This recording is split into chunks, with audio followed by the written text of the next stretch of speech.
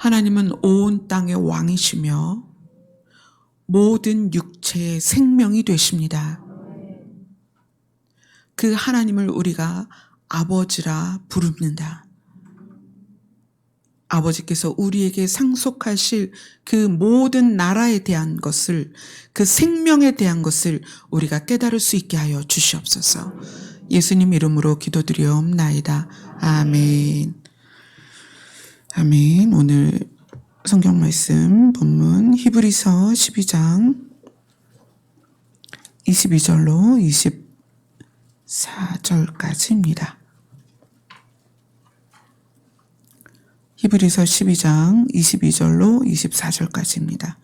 같이 읽겠습니다. 시작.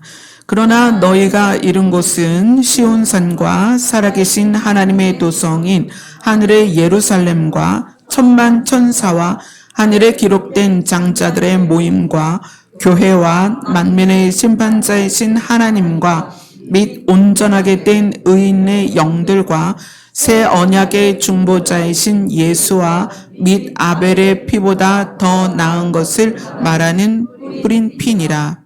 아멘.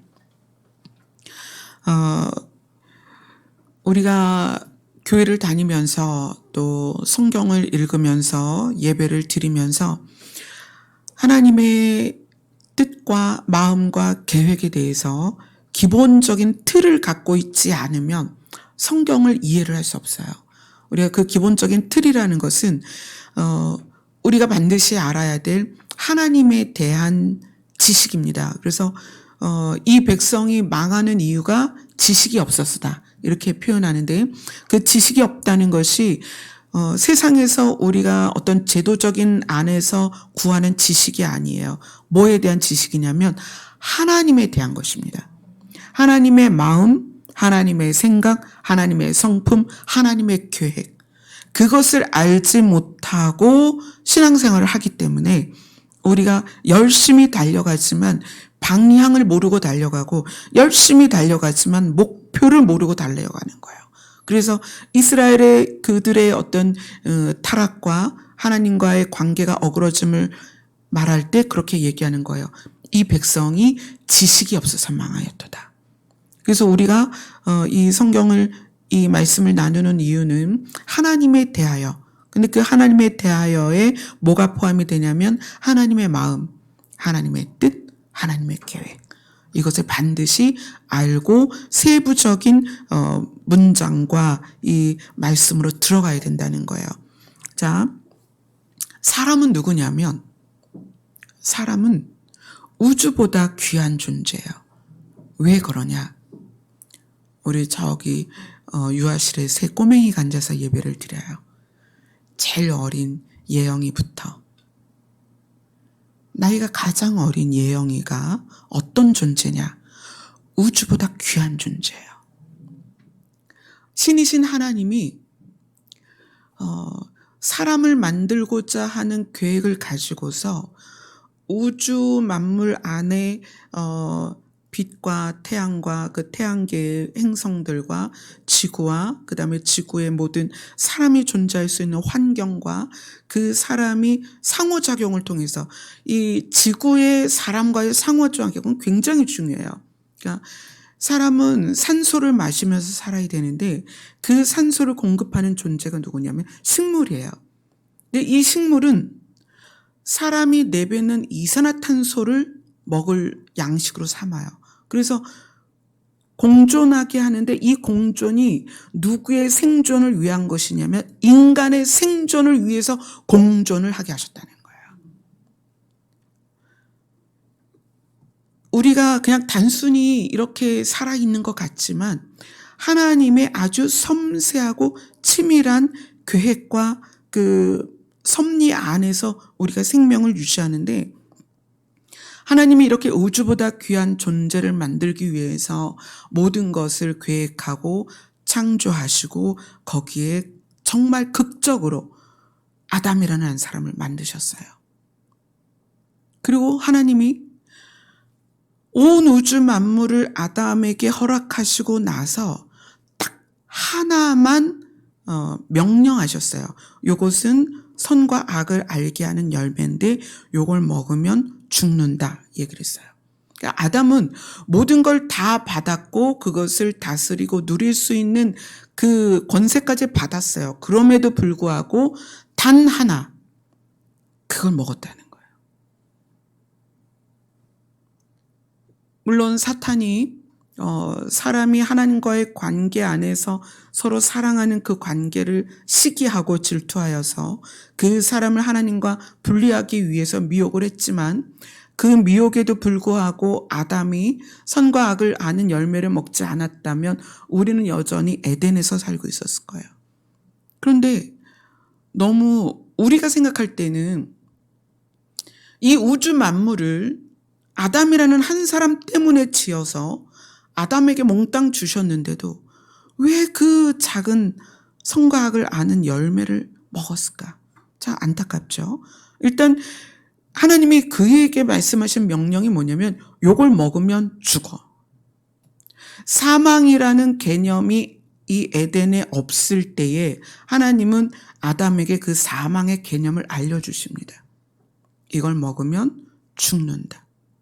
그러니까 선과 악을 알게 하는 열매가 독이 있어서가 아니에요. 선과 악을 아는 열매를 먹었다는 것 자체가 뭐냐면 하나님이 죽는다라고 말씀하신 그래서 명령하신 그것을 어긴다는 거예요. 스스로. 그래서 하나님과 분리된다는 얘기예요. 그래서 선과 악이 무엇이다? 선은 하나님과 연합되는 것이고 악은 하나님과 분리되는 것이다. 선과 악을 알게 하는 열매라는 것은 그것을 따먹는 행위가 그 열매를 먹는 행위가 이미 하나님과 분리될 거를 작정한 거예요. 하나님이 모든 육체의 생명이다. 우리가 지금 시편에서 그걸 봤죠. 이번 금요일 날 그걸 봤어요. 모든 육체의 생명이 되시는 하나님께서 이걸 먹으면 죽어. 그러니까 나와 분리되는 거야. 죽으면 나랑 분리되는 거예요. 그죠? 하나님은 영원하신데 사람이 죽어버리면 하나님과 분리되는 거잖아요. 근데 그 개념을 들었는데도 불구하고 선과 악을 아는 열매를 먹었다는 것은 하나님과의 분리를 각오했다는 거예요. 그래서 그 선과 악을 아는 열매 자체에 독이 있어서 죽는 게 아니고 그 행위, 그 열매를 따는 행위, 그것을 먹는 행위 자체가 이미 하나님과 분리될 것에 대한 작정이라는 거예요. 그래서 하나님께서 그에게 말씀하신 대로 아담은 하와와 함께 에덴에서 쫓겨나고 저주받은 땅으로 이게 이제 아담과 하와 때문에 저주를 받았죠. 저주받은 땅에서 살게 됩니다. 자, 그러면 하나님이 아담을 만드신 그러니까 아버지잖아요. 아버지가 자녀에게 말씀하신 거예요. 너 이거 절대 먹으면 안 돼. 이거 먹으면 너 죽어. 그걸 자식이 먹었어요. 그 상황에서 아버지는 어떻게 하겠어요? 최대한 죽음이 빨리 오지 않도록 죽음과 멀리 띄워놓겠죠. 하나님은 그런 분이세요. 너 이거 먹었으니까 죽어. 그리고 바로 죽인 게 아니에요. 아담이 자기가 선과 악을 아는 열매를 먹고 임한 사망에 이르는 시간이 930년이 걸렸다는 거예요. 왜 그랬을까요? 하나님이 우리의 죽음을 좋아하지 않는다는 거예요. 왜냐하면 하나님 자신이 생명이기 때문에. 생명은 사망을 좋아하지 않습니다. 빛이 어둠을 싫어하는 거예요. 그래서 아무리 칠흑같이 어두워도 작은 등불을 하나 켜면 어둠이 사라지는 거예요. 하나님은 자신이 생명이기 때문에 사망을 싫어하세요. 근데 정말 사랑하는 아담이 선과 악을 아는 열매를 먹고 생명이신 하나님과 분리되어서 사망을 당하게 되었을 때 하나님 입장에서 그 아담이 죽는 것을 너무나 마음 아프신 거예요. 그래서 얼마나 그에게 사망을 오래 띄어놨냐면 930년이라는 길이로 하나님은 사망에게서 떨어뜨려 놨어요. 우리 여기 안에 100년 넘게 사시는 분 없죠. 지금 100살 넘으신 분이 없어요. 그런데 아담은 930년을 살았다는 거예요. 그가 태초의 인간이기 때문에 성능이 좋아서일까요? 아니에요. 하나님이 그만큼 사랑했기 때문에 그에게서 사망이 임하는 시간을 최대한 멀리 하셨다는 거예요. 그렇지만 규칙은 반드시 지켜져야 되는 거예요. 하나님이 세운 규칙이. 선과 악을 아는 열매를 먹으면 죽는다. 이게 규칙이기 때문에. 그 규칙이 그럼 하나님 그걸 안 세우면 되지 않아요? 이 선악과는 왜 만들어 놓고 사람이 죽게 됐을까? 모든 관계는 자발적인 마음의 동의가 있어야 된다. 하나님은 그걸 원하시는 거예요. 아담이 자기 스스로 하나님과의 관계를 유지하길 원하셨던 거예요. 내가 너를 만들었으니까 너는 나에게 복종해. 이런 관계가 아니었다는 거예요. 아담에게 내가 너를 선택한 것처럼 너도 나와의 관계를 네가 선택했으면 좋겠어. 내가 너를 사랑한 것 같이 너도 나를 사랑했으면 좋겠어. 이것이 관계입니다. 관계는 억지로 되는 게 아니에요. 자발적인 마음의 동의예요. 그걸 원했기 때문에 하나님이 온 우주 만물을 아담에게 주셨지만 딱 하나 그 명령을 주신 거예요. 이것이 아담에게 자유의지로 하나님과의 관계를 지속할 것인가 끝낼 것인가를 스스로 선택하는 단 하나의 조건이었다는 거예요. 근데 아담이 이제 그 조건에서 선과 악을 알게 하는 열매를 먹고 사망이 그에게 들어왔는데 하나님은 최대한 그 사망을 멀리 두셨다. 왜? 아담을 사랑하시니까. 얼마나? 930년이나 멀리 두셨다. 그런데 그렇게 함에도 불구하고 사람은 아무리 시간을 많이 주어도 그들이 하나님과의 관계가 회복되는 것이 아니라 계속 악해지더라. 사람은 이기적이고 자기밖에 모르는 존재이기 때문에 계속 악해지더라. 그래서 하나님이 노아의 가족만 빼고 코에 호흡이 있는 모든 생물을 죽여서 정화시켰지만 노아에서 시작된 모든 가족이 순식간에 세계에 퍼지면서 다시 악이 가득했어요. 자, 하나님 입장에서는 어떻게 해야 이 인간들이 사망에서 벗어날까? 그래서 하나님이 이제 계획을 하시죠. 아브라함을 부르시는 거예요. 노아로부터 시작된 인류 중에서 하나님이 아브라함을 택하십니다. 왜 아브라함을 택하시냐면 하나님의 계획이 저주받고 사망이 가득한 이 땅에서 이제 내 자녀들을 옮겨야 되겠다. 이렇게 작정을 하시고 계획을 하십니다. 자, 이사야서로 갑니다.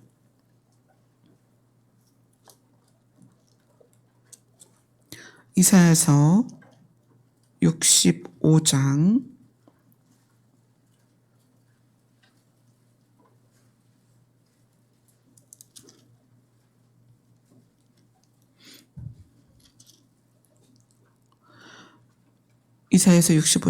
17절 18절입니다. 같이 읽겠습니다. 시작. 보라, 내가 새하늘과 새 땅을 창조하나니 이전 것은 기억되거나 마음에 생각나지 아니할 것이라. 너희는 내가 창조하는 것으로 말미암아 영원히 기뻐하며 즐거워할지라. 보라, 내가 예루살렘을 즐거운 성으로 창조하며 그 백성을 기쁨으로 삼고. 이 이사야서의 주제는 세 가지예요. 하나는 이스라엘 백성이 죄를 깨닫고 하나님께로 돌아오는 것에 대한 내용이고요. 두 번째는 메시아에 대한 조명이고요. 세 번째는 하나님이 새로운 세상을 창조할 것이다. 그것에 대한 내용이에요. 그것을 새 하늘과 새 땅이다 이렇게 말하고 있죠. 그리고 이사야서 66장 22절입니다. 같이 읽겠습니다. 시작. 내가 지을 새 하늘과 새 땅이 내 앞에 항상 있는 것 같이 너희 자손과 너희 이름이 항상 있으리라. 여호와의 말이니라. 하나님은 새 하늘과 새 땅을 계시록에서 말한 게 아니고 이사야에서 말씀 이미 하세요. 그러니까 하나님이 계획을 이사야를 통해서 회개하고 돌아온 자들, 그리고 그 회개하고 돌아오는 것에 있어서 스스로 죄를 해결할 수 없는 우리에게 메시아를 보낼 약속, 그 다음에 회개하고 돌아온 자들이 그 메시아를 통해서 구원을 얻었을 때 그것으로 끝나는 것이 아니라 그들에게 내가 줄 것이 있다. 하나님이 아담에게 우주 만물을 만들어서 주셨던 것처럼 내가 새롭게 창조해서 그들에게 줄 것이다. 그래서 새 하늘과 새 땅이라는 아주 명확한 주제를 이사야가 계시를 받습니다. 이사야 입장에서는 이 세계가 언제 있을진 모르겠지만 이사야 자신은 굉장히 놀랐을 것 같아요. 어떻게 지금의 하늘과 지금의 땅이 사라지고 새 하늘과 새 땅이 있을 것이냐. 이것에 대해서 하나님은 창조라고 말씀하십니다. 기존 것을 수리하거나 보수한 게 아니라는 거예요. 창조라는 거예요. 그래서 새 하늘과 새 땅이다. 그래서 성경을 우리가 이해하는 데 있어서 가장 중요한 틀은 하나님이 아담을 온 우주 만물을 창조해서 거기에서 살게 하셨던 것처럼 하나님이 자녀 삼은 우리에게는 하나님이 새롭게 창조된 곳을 주실 것이다. 그리고 하나님의 계획은 우리를 그곳에 가서 그곳에서 살기를 원하신다는 거예요. 그래서 너희 자손과 너희 이름이 항상 있으리라. 어디에? 새하늘과 새 땅에. 항상이란 말은 영원히 있을 것이다. 누구와 함께? 여호와와 함께. 하나님과 함께. 이것이 성경의 큰 틀입니다. 그래서 이 새하늘과 새 땅이 성경 마지막 책 요한계시록에서 상세하게 새하늘과 새 땅에 대한 구조를 이야기를 해주고 있어요.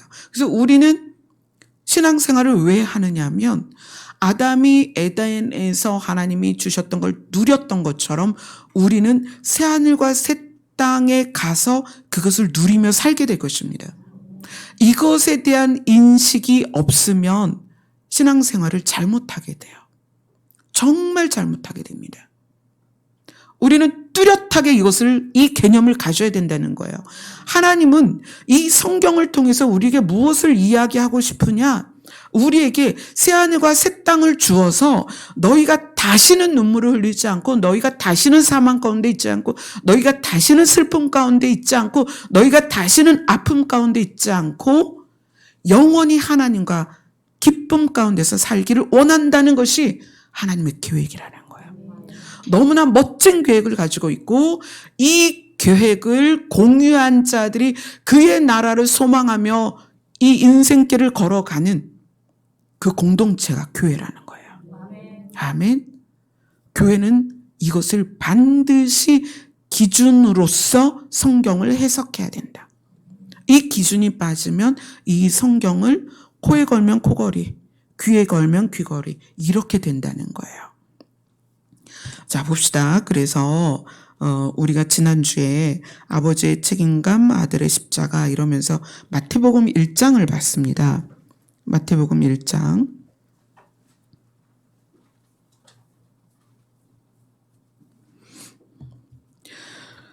마태복음 1장 1절을 같이 읽겠습니다. 시작. 아브라함과 다윗의 자손 예수 그리스도의 계보라. 네. 하나님이 사람들에게서 태초의 사람들에게서 사망을 아무리 멀리 떨어뜨려 놔도 결국은 죽는다는 거예요. 결국은. 무드셀라 같이 인류에서 가장 오래 산 사람 960 69세를 살았어요. 그러할지라도 그렇게 오래 살았어도 그에게 사망이 임하는 것은 어떻게 할 수가 없어요. 왜냐하면 아담이 그 규칙을, 사망이 이르게 하는 그 규칙을, 하나님께서 절대 먹지 말라 한 것을 먹었기 때문에 사망이 사람의 몸에 들어왔습니다. 그래서 하나님이 계획을 하신 거예요. 자, 이들에게 내가 새하늘과 새 땅을 주어서 그들이 이 새하늘과 새 땅을 상속받게 해야 되겠다. 그래서 마태복음 1장은 아브라함부터 예수 그리스도에게까지 계보가 시작이 됩니다. 2절부터 6절까지 같이 읽겠습니다. 마태복음 1장 2절로 6절입니다. 시작. 아브라함이 이삭을 낳고 이삭은 야곱을 낳고 야곱은 유다와 그의 형제들을 낳고 유다는 다말에게서 베레스와 세라를 낳고 베레스는 헤스론을 낳고 헤스론은 람을 낳고 람은 아미나답을 낳고 아미나답은 나손을 낳고 나손은 살몬을 낳고 살몬은 라합에게서 보아스를 낳고 보아스는 룻에게서 오벳을 낳고 오벳은 이새를 낳고 이셋은 다윗 왕을 낳으니라. 다윗은 우리아의 아내에게서 솔로몬을 낳고. 우리가 지난주에 쭉 이 부분을 살피면서 이 마태복음 1장에서 아브라함으로부터 시작한 예수 그리스도의 이 계보는 장자의 계보이고, 그 장자의 계보가 왜 유다 족속으로서 장자가 되었는지는 이미 설명을 해드렸어요. 유다는 자기 형제를 위해서, 베냐민을 위해서 자기의 생명을 걸었다. 그래서 이 유다의 계보가, 그 계보 안에서 예수 그리스도가 태어납니다. 그리고 또 다말, 라합, 룻, 우리아의 아내 밧사바에 이르기까지 사실은 말도 안 되는 이방 여자들이었고 기생이었고 남의 아내였어요. 그럼에도 불구하고 그들이 하나님을 인정하고 그가 여호와라는 것을, 그가 유일한 신이신 것을 인정하고 그분을 향할 때 그들이 예수 그리스도의 계보 안에 들어왔다는 거예요. 그리스도에게 들어오는 자격이 단지 장자여야만 하는 건 아니라는 거예요. 천국을 향하여, 예수 그리스도를 향하여, 구원을 향하여, 하나님을 향하여 나아가고자 하면 그 죄가 주홍같이 붉을지라도 예수 그리스도에게 오면 그리스도의 계보에 들어갑니다. 아멘. 자, 하나님은 아담에게 그 에덴이라는 땅을 주셨던 것처럼 우리에게 새하늘과 새 땅을 주고 싶으신데, 새하늘과 새 땅을 받기 위해서는 어떻게 돼야 되느냐? 자, 로마서로 갑니다. 로마서 4장 16절입니다.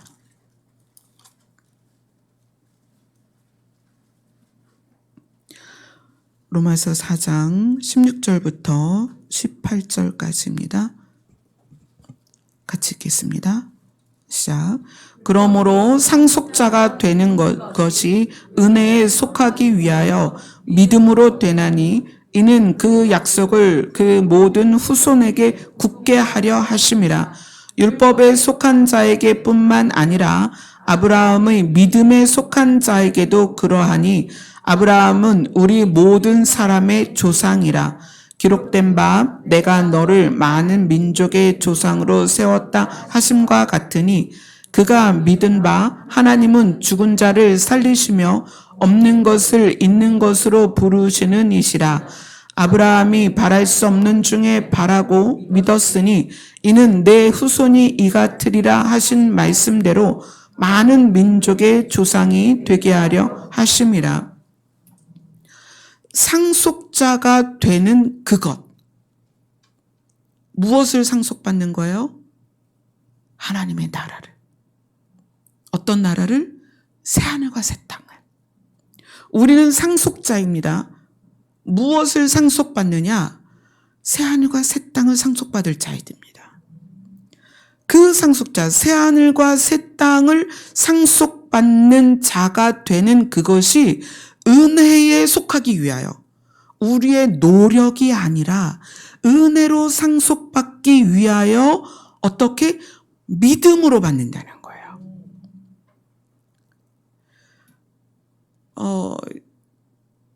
장자는 원래 합법적으로 상속을 받습니다. 그러나 하나님이 아브라함과 이삭과 야곱과 또 유다를 통해서 그 장자의 흐름을 통해서 무엇으로 그 장자가 상속받는 규칙을 만드셨냐면 믿음으로 받는다.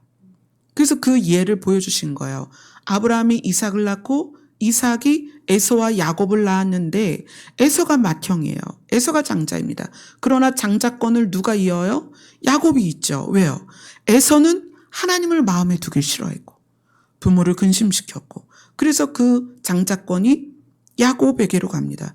야곱에겐 12아들이 있었어요. 근데 그 12아들 중에 누구에게 장자권이 가요? 유다에게 가는 거예요. 왜요? 그 유다는 자기 형제를 위해서 자기 생명을 거는 자였어요. 이렇게 상속받는 자의 흐름을 장자다라고 하는데, 여기에서 우리를 누구라고 하냐면 믿음으로 상속자가 되었다, 이렇게 말하는 거예요. 아멘. 그래서 아브라함을 믿음의 조상이다, 이렇게 표현을 하는 거죠. 자, 갈라디아서로 갑니다.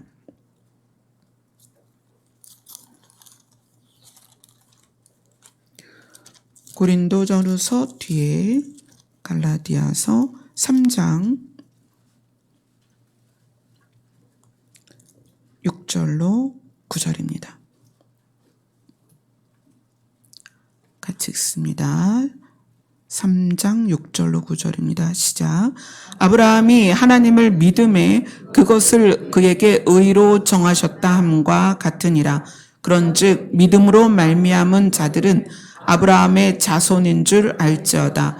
또 하나님이 이방을 믿음으로 말미암아 의로 정하실 것을 성경이 미리 알고 먼저 아브라함에게 복음을 전하되 모든 이방인이 너로 말미암아 복을 받으리라 하였느니라.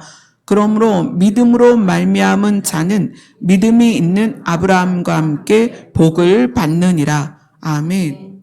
아브라함에게 하나님이 주신 언약이 뭐예요? 이 가나안 땅을 너에게 줄 것이다. 또 너희 자손에게 줄 것이다. 그래서 이 이스라엘의 역사는 가나안으로 가는 역사입니다. 아브라함이 먼저 본토 친척 아비집을 떠나서 갈 바를 알지 못하고 출발했지만 그가 결국은 가나안에 도착해요. 그리고 그 후손들이 애굽에 가지만 다시 가나안으로 돌아옵니다. 또 이방에 이제 그 포로로 끌려가지만 다시 가나안으로 돌아오는 거예요. 이스라엘의 역사는 땅으로 돌아오는 역사입니다. 왜 그렇게 하셨느냐? 아브라함의 모든 후손들, 지금 우리, 믿음으로 후손이 된 우리까지도 우리가 인생을 살면서 목표로 해야 될 것은 우리에게 말씀하신 땅으로 가는 것.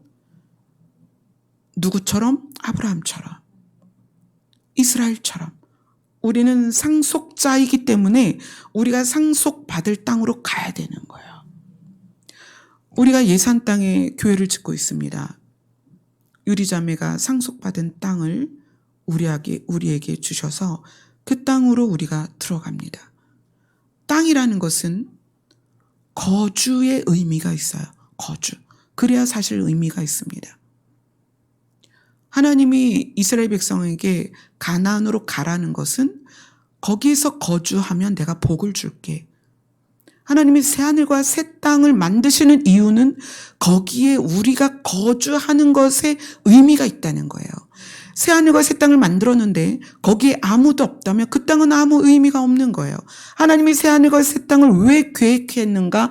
믿음으로 말미암아 아브라함의 자손이 된 우리를 포함한 믿음의 자녀들이 그 땅을 상속받게 하려는 것이라는 거예요. 우리는 누구다? 상속자다. 무엇을 받는다? 하나님이 준비하신 새 땅을 받는다. 그래서 우리 인생의 목적은 뭐다? 그 땅으로 가는 것입니다. 아멘. 그래서 마태복음 1장에 나와 있는 계보가 아브라함에서 시작하는 거예요. 아담에서 시작하지 않고 아브라함에서 시작하는 거예요. 왜냐하면 아브라함에게 하나님이 언약을 주셨습니다. 너의 자손들에게 땅을 줄 것이다. 가나안을 줄 것이다. 그것을 소유하게 할 것이다. 그것을 상속할 것이다. 그리고 너의 자손이 어떻게 된다? 믿음으로 말미암아 될 것이다. 아멘. 그래서 이 마태복음 1장에 나와 있는 아브라함부터 예수 그리스도까지의 계보는 굉장히 중요한 의미가 있어요. 장자들에 의하여 예수 그리스도에게 모이고 이방의 모든 죄인들도 예수 그리스도에게 모이는 이 그림으로 여러분들이 형상화할 수 있어요. 예수 그리스도에게는 누구든지 올 수 있다. 아멘. 자, 갈라디아서 6장으로 갑니다. 지금 갈라디아서 3장을 봤죠. 갈라디아서 6장으로 갑니다. 그러면 아브라함에게서 시작한 계보가 예수 그리스도에게서 끝난 이유가 있습니다. 왜 그랬을까? 왜 그랬을까? 갈라디아서 6장 15절을 같이 읽겠습니다. 시작.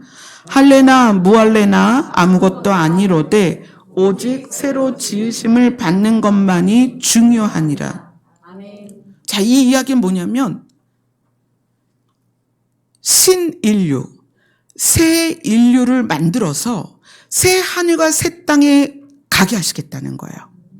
아담으로 시작한 인류가 아니라 새 인류를 만들어서 아담으로부터 시작된 인류는 이 지구라는 땅에서 살지만 새 인류를 만들어서 이 새 인류는 어디로 보내야 되겠다? 새 하늘과 새 땅에 보낼 것이다. 근데 그 새 인류를 어떻게 하시겠다? 새로 지으겠다. 그것이 이제 그 갈라디아서 6장 15절에 말하는 거예요. 할래나 무할래나 아무것도 아니로되, 형식으로는 아무것도 아닙니다. 오직 새로 지으심을 받는 것만이 중요하다. 이제 우리는 새로 지으심을 받아야 됩니다.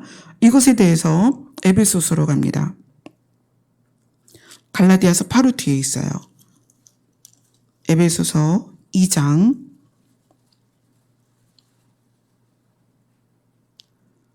10절입니다. 같이 읽습니다. 시작. 우리는 그가 만드신 바라 그리스도 예수 안에서 선한 일을 위하여 지으심을 받은 자니 이 일은 하나님이 전에 예비하사 우리로 그 가운데서 행하게 하려 하심이니라. 우리는 그가 만드신 바라. 그는 우선은 하나님도 되지만 여기서는 예수 그리스도죠. 우리는 예수님이 만드셨다. 그리스도 예수 안에서 선한 일을 위하여 지으심을 받았다. 선한 일이 뭐다? 하나님과 연합하는 것이다. 하나님께 돌아가는 것이다. 하나님과 함께 있는 것이다. 하나님과 영원히 함께 사는 것이다.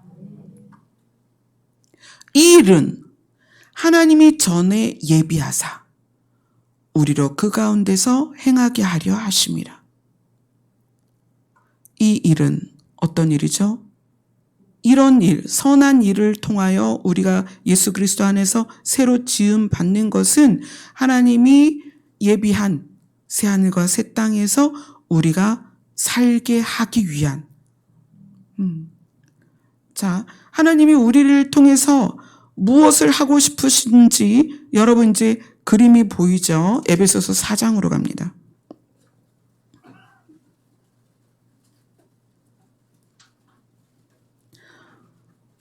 4장 24절입니다. 같이 읽겠습니다. 시작.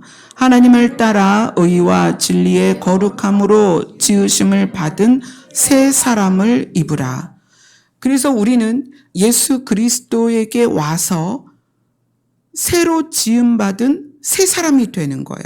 그래서 이것을 거듭났다라는 표현을 쓰는 거죠. 중생이라고 합니다. 거듭남, 중생. 이게 뭐냐면 우리가 아담의 계보를 따라 이 땅에서 살고 있지만 이제는 우리가 예수 그리스도에게서 새롭게 지음을 받는 거예요. 그래서 우리를 뭐라고 하냐면 우리는 옛사람이 아니라 새 사람이 되었다. 예수 그리스도로 말미암아 새로 지음을 받았다. 아멘. 그래서 우리는 어떤 존재다? 새로 지음받은 신인류다. 새 인류다. 그래서 우리는 옛 땅에서 살지 않을 것이다. 우리는 어디에서 산다? 새 땅에서 살게 될 것이다. 하나님은 우리를 새 땅으로 옮기시기 위해서 아브라함이라는 믿음의 조상으로부터 우리에게까지 믿음으로 그 땅을 소유할 수 있는 장자권을 주신다는 거예요. 상속받을 수 있는. 그럼 우리가 교회를 다니면서 교회 안에서 여러분들이 자주 들었던 내용들을 한번 생각해 보세요. 교회 다니면 복을 받는데 자식이 잘 되고 사업도 잘 되고 질병이 있으면 고침을 받고 지금 핀트가 옛 땅에 머물러 있는 거잖아요. 그죠? 모든 성경 말씀은 하나님께서 우리를 새로운 사람으로 새롭게 지어서 새로운 인류가 되게 해서 새 땅으로 가게 하는 계획을 알려주는 지도라는 거예요. 그것을 상속받게 할 수 있는, 그래서 그 땅으로, 새 땅으로 가게 하는 그 계획을 이해하고 그것을 추구하고 그것을 따라가게 하는 설계도라는 거예요. 그 예수님이 그러시죠. 부활하시고 나서 승천하실 때 나는 이제 아버지께로 간다. 내 아버지 집에는 거할 것이 많다. 내가 와서 너희를 그곳으로 데려갈 것이다. 이렇게 얘기를 해요. 예수님의 목적은 우리를 그곳으로 데려가는 것이고 하나님의 목적은 우리를 예수 그리스도로 말미암아 새 사람으로 만들어서 새로 지음받게 해서 새 땅에서 살 수 있는 신분증을 주고 싶으신 거예요. 아멘. 그래서 그것을 뭐라고 한다? 구원이라고 한다. 근데 그 구원을 무엇으로 받는다? 믿음으로 받는다. 아멘. 지금 이것이 성경 전체의 가장 중요한 흐름이라는 거예요. 자, 누가복음으로 갑니다. 누가복음 3장.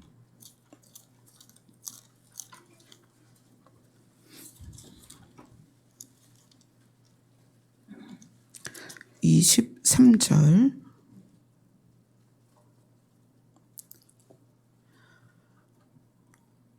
누가복음 3장 23절 같이 읽습니다. 시작. 예수께서 가르치심을 시작하실 때에 30세쯤 되니라.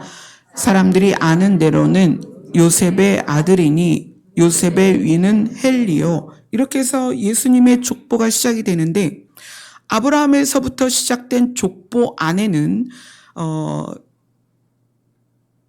믿음을 따라서 장자가 된 유다 족보와 그 다음에 이방인이었지만 기생이었고 또 이방인으로서 절대 하나님의 계보로 들어올 수 없는 그런 여인들이 하나하나 그 계보 안으로 들어옵니다.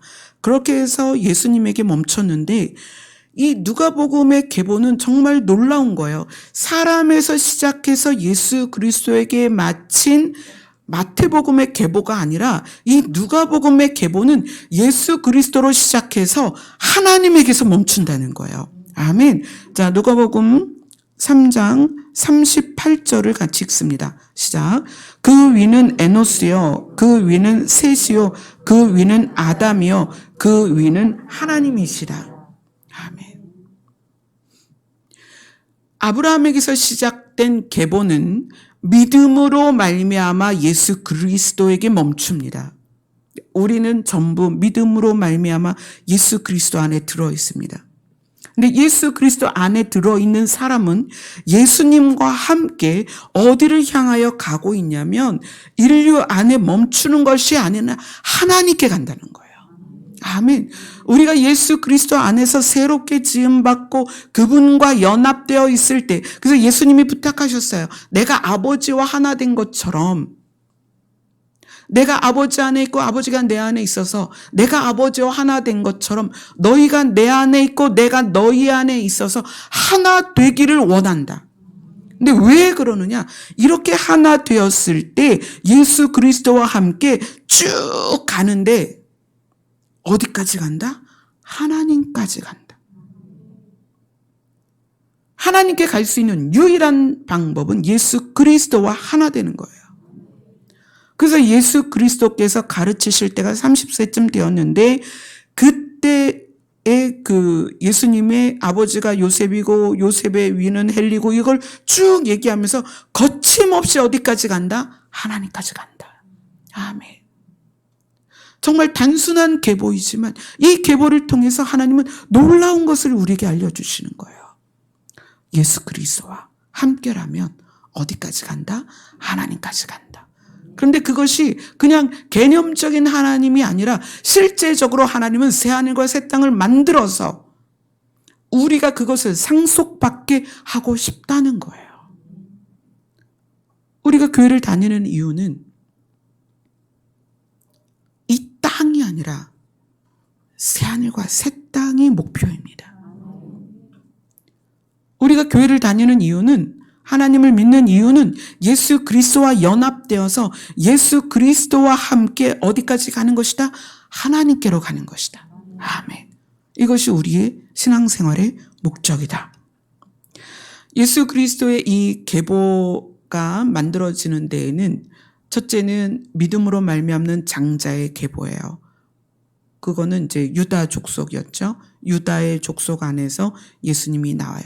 그런데 이 유다 족속이 장자로서 예수 그리스도를 태어나게 하는 이 계보를 이어가기 위해서 하나님이 누구를 옆에 붙이셨냐면 레위 족속을 붙이셨어요. 그래서 레위 족속을 불렀을 때 뭐라고 말씀하셨냐면 너희는 이들을 위해서 대신 회개해라. 너희는 이들을 위해서 대신 나에게 재물을 가지고 죄를 속하는 역할을 너희가 대신해라. 그래서 레위 족속은 하나님 편에 서서 그들은 평생 남의 죄를 위해서 살았어요. 물론 자기들도 스스로 정결케 하지만 남의 죄를 중보하는 자로 살았어요. 그리고 예수님이 이 땅에 오시는 그 상황까지 아브라함과 예수님의 사이에 많은 죄인들이 속하여서 예수님께까지 왔죠. 근데 놀라운 것은 이 예수님이라는 분이 이 모든 것을 다 대표하고 있어요. 한번 그걸 볼게요. 자, 요한복음으로 갑니다. 요한복음 1장 29절입니다.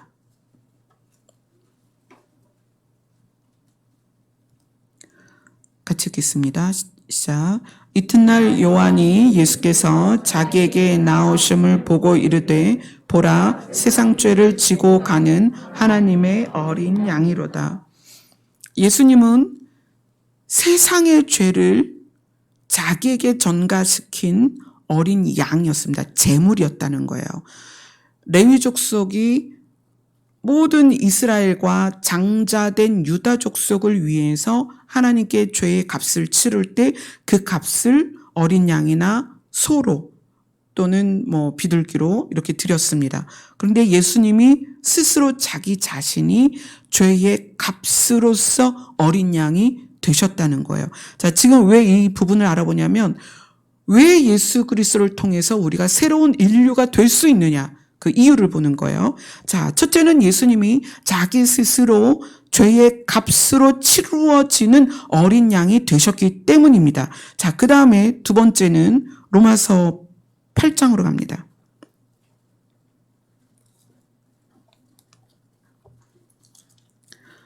로마서 8장 29절입니다.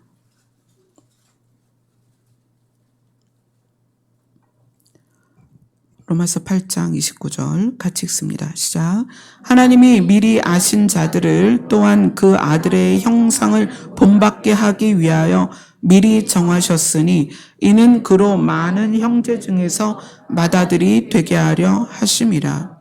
자, 예수님은 죄의 값을 치르는 자기가 죄의 값이 되셨습니다. 그래서 세상 죄를 지고 가는 양이다 이렇게 표현이 됐어요. 제물이 되었다는 거예요. 두 번째는 예수님 자신이 장자가 되셨습니다. 유다 족속으로서 자기 자신이 장자로서 어떻게 우리 모두의 본이 되셨다는 거예요. 자, 장자로서. 그 다음에 히브리서로 갑니다. 히브리서 8장입니다. 히브리서 8장 1절로 6절입니다. 같이 읽습니다. 시작. 지금 우리가 하는 말의 요점은 이러하니 대제사장이 우리에게 있다는 것이라. 그는 하늘에서 지극히 크신 이의 보좌 우편에 앉으셨으니 성소와 참 장막에서 섬기는 이시라. 이 장막은 주께서 세우신 것이요 사람이 세운 것이 아니니라. 대제사장마다 예물과 제사드림을 위하여 세운 자니 그러므로 그도 무엇인가 드릴 것이 있어야 할지니라. 예수께서 만일 땅에 계셨더라면 제사장이 되지 아니하셨을 것이니 이는 율법을 따라 예물을 드리는 제사장이 있음이라. 그들이 섬기는 것은 하늘에 있는 것의 모형과 그림자라. 모세가 장막을 지으려 할 때에 지시하심을 얻음과 같이 이르시되 삼가 모든 것을 산에서 내게 보이던 본을 따라 지으라 하셨느니라. 그러나 이제는 그는 더 아름다운 직분을 얻으셨으니 그는 더 좋은 약속으로 세우신 더 좋은 언약의 중보자시라. 자, 여기에서 예수님이 누구라고 얘기하냐면 대제사장이다. 그리고 중보자다. 자, 유다 족속을 중보하기 위해서 하나님이 어느 지파를 세웠어요? 레위 지파를 세웠죠. 레위 지파를 통해서 유다 지파와 이스라엘의 죄를 대신 하나님께 죄사함을, 그러니까 그것이 바로 중보자의 역할입니다. 그런데 예수님 자신이 더 좋은 언약의 중보자다. 더 좋은 언약의 중보자죠. 이 더 좋은 언약이라는 것은 예수 그리스도로 말미암아 새하늘과 새 땅에 갈 수 있는 새로운 언약이거든요. 그 중보자로서 예수님이 대제사장이 되셨다. 히브리서 9장으로 갑니다. 히브리서 9장 11절 12절 같이 읽습니다. 시작. 그리스도께서는 장래 좋은 일에 대제사장으로 오사 손으로 짓지 아니한 것 곧 이 창조에 속하지 아니한 더 크고 온전한 장막으로 말미암아 염소와 송아지의 피로 하지 아니하고 오직 자기의 피로 영원한 속죄를 이루사 단번에 성소에 들어가셨느니라. 예수님은 처음 창조에 속한 것이 아닌 더 크고 온전한 것, 더 크고 온전한 장막, 그것이 하나님의 나라이고 우리가 말하는 천국이지만 그것을 구체적으로 실제적으로 표현하는 것이 뭐다? 새하늘과 새 땅이다. 그 새하늘과 새 땅에 우리가 가도록 중보자로서 제사장의 역할을 하신 분이다. 이스라엘을 위해서 레위 지파를 제사장의 지파로 세우신 이유는 이스라엘을 중보하기 위함인데 예수님 자신이 중보자가 되었고 대제사장이 되셨습니다. 자, 그 다음에 요한복음으로 갑니다.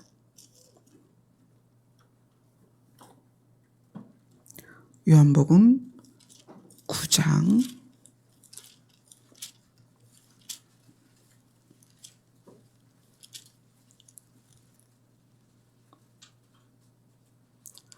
9장 24절을 같이 읽겠습니다. 시작. 이에 그들이 맹인이었던 사람을 두 번째 불러 이르되 너는 하나님께 영광을 돌리라. 우리는 이 사람이 죄인인 줄 아노라. 이 부분은 사실 설교할 때 이 부분을 쓰는 일은 별로 없어요. 그냥 스쳐 지나가는 구절인데 이 부분이 왜 중요하냐면 우리가 예수 그리스도를 통해서 새롭게 지음받을 수 있는 명확한 이유이기 때문에 그래요. 예수님은 하나님의 책임감을 아셨어요. 하나님은 아담을 만드셨는데 아담이 죄 가운데서 사망에 이르는 것을 절대 원하지 않았어요. 그래서 아담을 위해서 우주 만물을 창조해서 그것을 다 주셨어요. 근데 아담이 그것의 가치를 몰랐던 거예요. 그냥 받았기 때문에. 그래서 선과 악을 아는 열매를 먹는 행위, 그 행위 자체가 하나님이 사망이라는 것을 분명히 전제하에 말씀하셨음에도 불구하고 하나님과 분리되는 것을 스스로 선택했단 말이에요.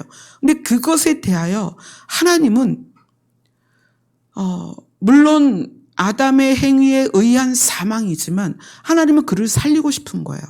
그가 사망에 이른 그 순간부터 하나님은 그를 살리기 위한 계획을 하십니다.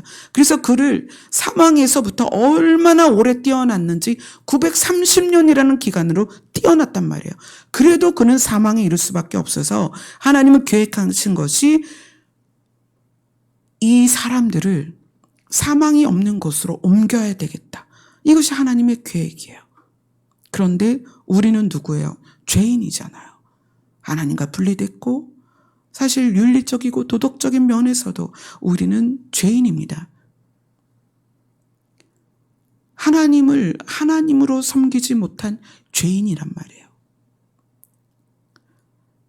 그런데 예수님이 하나님이신 예수님이 이 땅에 오셔서 무엇이라고 평가를 받았냐면 우리는 이 사람이 죄인인 줄 아노라. 예수님 자신이 죄인으로 불렸다는 거예요. 죄인으로 인정받았다는 거예요. 예수님이 거기에서 무슨 소리냐, 내가 무슨 죄가 있냐 라고 하지 않았어요. 어떻게 한 거예요? 맞아, 나는 죄인이야. 그것이 십자가에서 드러나는 거죠. 18장, 요한복음 18장으로 갑니다. 요한복음 18장 30절입니다. 예수님이 잡히고 빌라도 앞에 섰을 때에 29, 30 같이 읽습니다. 시작. 그러므로 빌라도가 밖으로 나가서 그들에게 말하되 너희가 무슨 일로 이 사람을 고발하느냐? 대답하여 이르되 이 사람이 행악자가 아니었더라면 우리가 당신에게 넘기지 아니하였겠나이다. 예수님이 죄인으로 불려지고 예수님이 행악자라고 지금 불려지고 있는 거예요. 근데 거기에서 예수님이 십자가에 매달리셨다는 것은 자기 자신이 그것을 인정했다는 거예요. 너 나쁜 놈이지? 네, 나는 나쁜 놈입니다. 너 강도지? 네, 강도입니다. 너 죄인이지? 네, 죄인입니다. 누가요? 예수님이 그러셨다는 거예요. 왜 그랬을까요? 땅에 굴러다니는 돌들로도 하나님을 찬양케 할 수 있는 당장이라도 천군 천사가 내려와서 예수 그리스도를 하나님이라고 찬양하게 하실 수 있는데 왜 자기 스스로 죄인이라고 인정했냐는 거예요. 십자가에 달리셨다는 것은 너 죄인이지 그랬을 때 반박을 하지 않았다는 거예요. 죄인입니다. 왜 그렇죠? 예수 그리스도 안에 들어있는 우리가 다 죄인이기 때문에 그래요. 예수님은 우리를 이 2000년 후에 태어난 우리까지도 예수님 품에 다 안아서 예수님 심장 안에 다 담아서 우리의 죄를 고하는 거예요. 내가 죄인입니다. 누구 때문에? 우리 때문에. 이게 누구의 마음이에요? 아버지 마음이라는 거예요. 철없는 자녀들이 죄를 지었을 때 아버지께서 어떻게 하나요? 경찰서 가서 내 죄입니다. 자식을 잘못 키운 내 죄입니다. 차라리 나를 벌을 주세요. 진짜 부모는 그렇게 한다는 거예요. 자녀가 아플 때 진짜 부모는 내가 대신 아팠으면 좋겠다라고 이야기를 합니다. 그게 진짜 부모예요. 하나님이 누구세요? 우리의 아버지입니다. 그래서 그 하나님이 우리를 자기의 심장 안에 넣고 그렇게 말하는 거예요.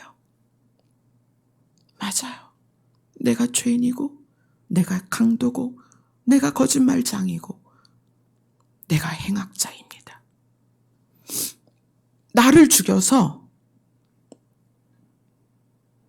내 마음 안에 있는 내 심장 안에 있는 내 자식들은 살려주세요. 그래서 아브라함으로부터 시작한 믿음의 자녀들이 예수 그리스도 안에 들어가면 우리는 새롭게 되는 거예요.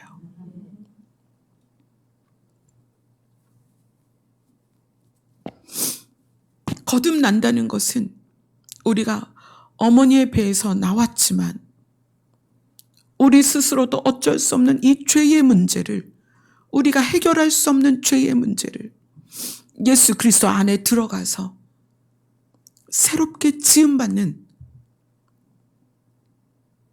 그래서 새 사람이 되게 하는 그 놀라운 역사를, 그래서 선한 일이다 이렇게 말하는 거예요. 예수님이 십자가에 매달리셨다는 것은 내가 죄인이라는 것을 인정하는 거예요. 만천하에. 그 사건을 바라보는 모든 사람들에게 비웃음거리가 되며 자기 자신이 죄인이라는 것을 드러내는 거예요. 누구 때문에? 우리 때문에. 예수님 자신이 죄인이며 행악자라는 것을 인정하는 거예요.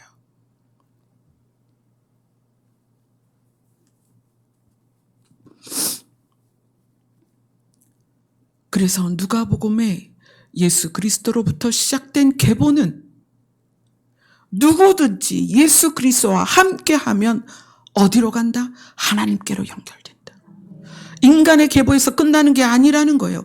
아브라함에게서 시작한 계보는 예수 그리스도에 와서 멈췄습니다. 우리 모든 인류가 예수 그리스도에게 멈추면, 그분 안에 들어가면, 그분과 연합이 되면 어떻게 된다? 하나님께로 연결이 된다. 아멘. 이것이 마태복음과 누가복음에 있는 계보의 비밀이라는 거예요. 너무나 놀라운 비밀이에요. 우리는 예수 그리스도로 말미암아 새롭게 지음을 받았습니다. 그래서 우리의 목적지는 새하늘과 새 땅이고, 그래서 우리를 나그네라 부르는 거예요. 무엇 때문이다? 하나님이 아버지이기 때문에. 자녀를 향한 책임감이 이 모든 일을 계획하셨다는 거예요. 그래서 이 사망의 권세가 있고 저주받은 이 지구에 우리가 여전히 살게 되는 것을 하나님은 원치 않으십니다. 내가 처음 하늘과 처음 땅을 사라지게 하고 새하늘과 새 땅을 지어서 너희에게 줄 것이다. 그래서 우리는 상속자입니다. 아버지에게서 땅을 상속받을 자입니다. 그래서 시편에서는 그 땅에 대하여 산자들의 땅이다. 어떻게 산자? 새 사람을 입은, 새롭게 예수 그리스도 안에서 지으심을 받은 거듭난 자, 그것을 산자라고 하는 거예요. 새 생명을 받은. 우리는 그런 존재입니다. 저는 여러분들이 세상의 가치로, 물론 무시도 당할 수 있고 비웃음을 당할 수도 있고 약자 편에 있을 수도 있습니다. 그것은 세상의 가치예요. 우리는 누구다? 예수 그리스도 안에서 새롭게 지음받았다. 우리는 누구다? 새 하늘과 새 땅을 상속받을 자다. 누구에 의해서? 예수 그리스도에 의해서. 아멘.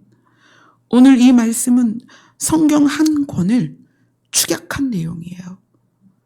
사실 저는 이걸 말씀드렸으니까 이제 더 이상 설교할 게 없어요. 여러분, 이거면 충분하지 않아요? 우리가 뭘 더 연구를 하겠어요? 우리는 예수 그리스도 안에서 새롭게 지음받았고 이제 그 나라를 향하여 가는 존재라는 이 영화로운 자기의 신분에 대해서 이제 자부심을 갖고 날마다 승리하며 이기며 나아가는 거예요. 아멘.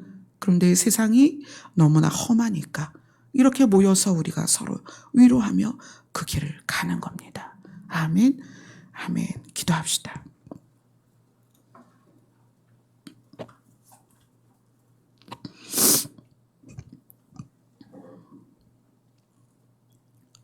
우리의 아버지가 되어주신 하나님 감사합니다.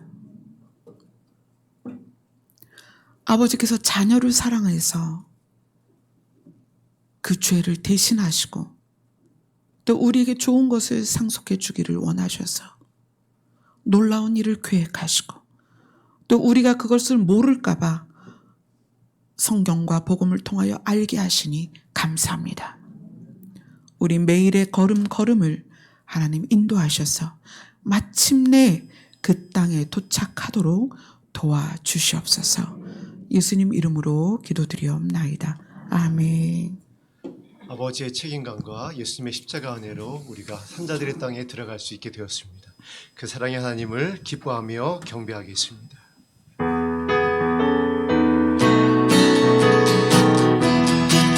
기뻐하며 경배하세.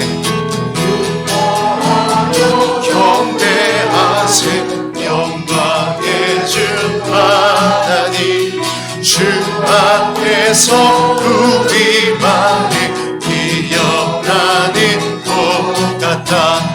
죄와 슬픔 사라지고 의심 구름 거친 변함없는 기쁨에 다 함께 기쁨에 박수치며 땅과 하늘 주의 소식 빛내고 별과 천사 노래 소리 끊임없이 높아. 물과 숲과 산과 골짜 들판이나 바다나 모든 만물 주의 사랑 기뻐 찬양하여라. 우리 주는 사랑이요 복의 근원이시니 삶이 기쁜 샘이 되어 바다처럼 넘치네. 아버지의 사랑 안에 우리 모두 형제 서로 사랑하게 도와주시옵소서. 새벽별의 노래 따라 힘찬 찬송 부르리. 주의 사랑 줄이 되어 밤밤 되게 하소서. 노래하며 행진하여 싸움에서 이기고 진정 나를 높이 불러. 주께 우리 주는 사랑입니다. 우리 주는 사랑이요 복의 근원이시니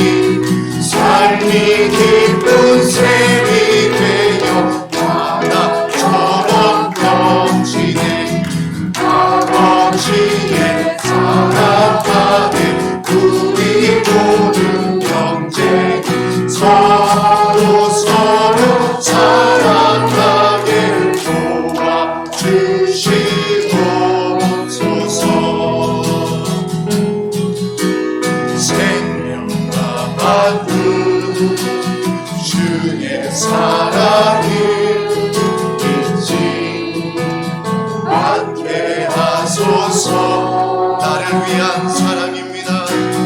나를 위해 흘렸던 주의 눈물이지. 다시 한번 노래합니다. 생명과 바꾼 주의 사랑이 생명과 바꾼 주의 사랑을 잊지 않게 하소서. 나를 위해 흘렸던 주의 눈물 잊지 않게 하소서.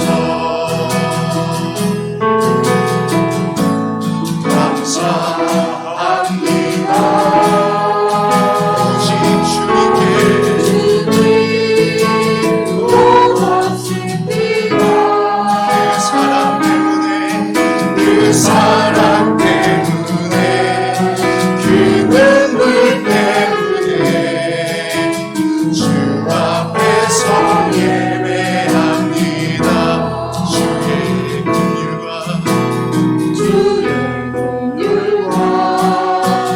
주의 사랑이 내가 묵상하오니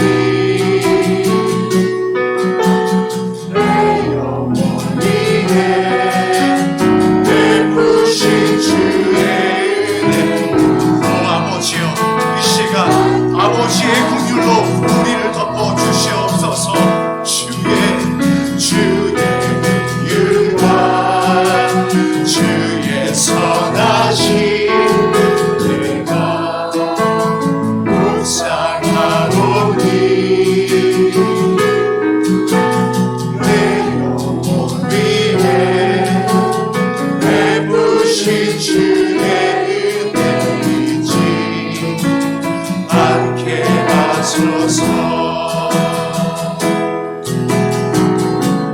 감사합니다. 주님께 고맙습니다. 그 사랑 때문에 그 사랑 때문에 그 눈물 때문에 주 앞에서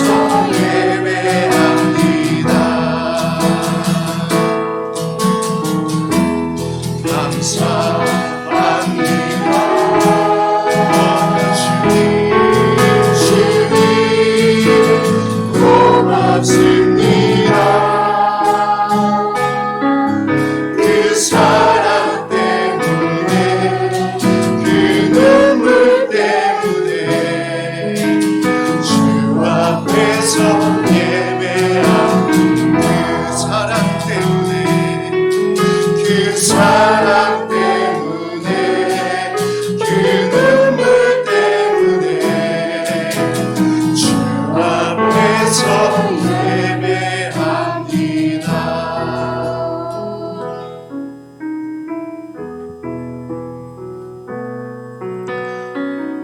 이제 이 시간부터가 여러분의 진짜 예배입니다. 이제 여러분들이 주님 앞에 여러분의 고백을 올려드려야 돼요. 여러분의 이름을 올려드려야 돼요. 아버지의 사랑 때문에 제가 여기 있습니다. 아버지의 사랑 때문에 우리가 이곳에 있습니다. 주님 감사합니다. 주님 사랑합니다. 이제 이 시간에 각자의 예배를 아버지께 드리기를 원합니다. 기도하겠습니다.